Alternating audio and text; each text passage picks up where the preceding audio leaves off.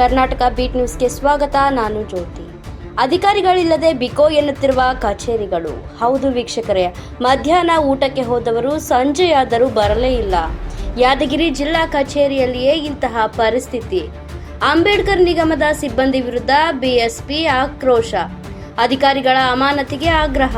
ಯಾದಗಿರಿ ಜಿಲ್ಲಾ ಕಚೇರಿಗಳ ಸಂಕೀರ್ಣದಲ್ಲಿರುವ doctor B R Ambedkar ಅಭಿವೃದ್ಧಿ ನಿಗಮದ ಕಚೇರಿ ಸಿಬ್ಬಂದಿಗಳ ಬೇಜವಾಬ್ದಾರಿತನಕ್ಕೆ ಸಾರ್ವಜನಿಕರು ತೀವ್ರ ಆಕ್ರೋಶವನ್ನು ವ್ಯಕ್ತಪಡಿಸಿದ ಘಟನೆ ನಡೆದಿದೆ.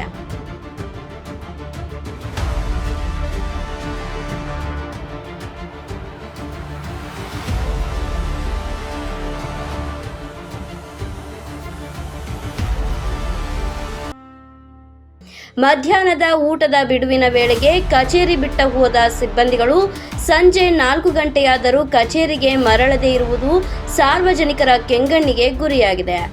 ವಿವಿಧ ಕೆಲಸ ಕಾರ್ಯಗಳಿಗಾಗಿ ದೂರದ ಊರುಗಳಿಂದ ಬಂದಿದ್ದ ಸಾರ್ವಜನಿಕರು ಅಧಿಕಾರಿಗಳಿಲ್ಲದೆ ಗಂಟೆಗಟ್ಟಲೆ ಕಾಯ್ದು ಪರದಾಡುವಂತಾಯಿತು. ಬಿಎಸ್ಪಿ ಮುಖಂಡರ ಆಕ್ರೋಶ, ಅಮಾನತಿಗೆ ಒತ್ತಾಯ. ವಿಷಯ ತಿಳಿಯುತ್ತಿದ್ದಂತೆ ಕಚೇರಿಗೆ ಭೇಟಿ ನೀಡಿದ ಬಹುಜನ ಸಮಾಜ ಪಕ್ಷದ ಬಿಎಸ್ಪಿ ಸುರಪುರ ವಿಧಾನಸಭಾ ಕ್ಷೇತ್ರದ ಅಧ್ಯಕ್ಷರಾದ ರಾಘವೇಂದ್ರ ಆನೇಕಿ ಅವರು ಅಧಿಕಾರಿಗಳ ಗೈರುಹಾಜರಿಯನ್ನ ತೀವ್ರವಾಗಿ ಖಂಡಿಸಿದರು.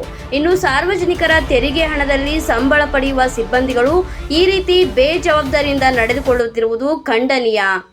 ಮಧ್ಯಾಹ್ನ ಊಟಕ್ಕೆ ಹೋದವರು ಸಂಜೆ 4 ಆದರೂ ಸೀಟಿಗೆ ಬಂದಿಲ್ಲ ಎಂದರೆ ಬಡ ಜನರ ಕೆಲಸಗಳು ಹೇಗೆ ಆಗಬೇಕು ಎಂದು ಪ್ರಶ್ನಿಸಿದರು.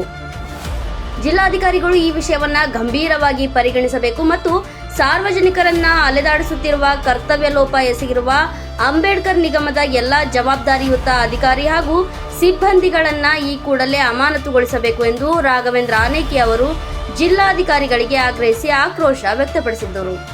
ಸಾರ್ವಜನಿಕರ ಹಿತದೃಷ್ಟಿಯಿಂದ ಜಿಲ್ಲಾಡಳಿತವು ಇಂತಹ ಅಧಿಕಾರಿಗಳ ವಿರುದ್ಧ ಶಿಸ್ತು ಕ್ರಮ ಜರುಗಿಸುತ್ತದೆ ಎಂಬುದನ್ನು ಕಾದು ನೋಡಬೇಕಿದೆ.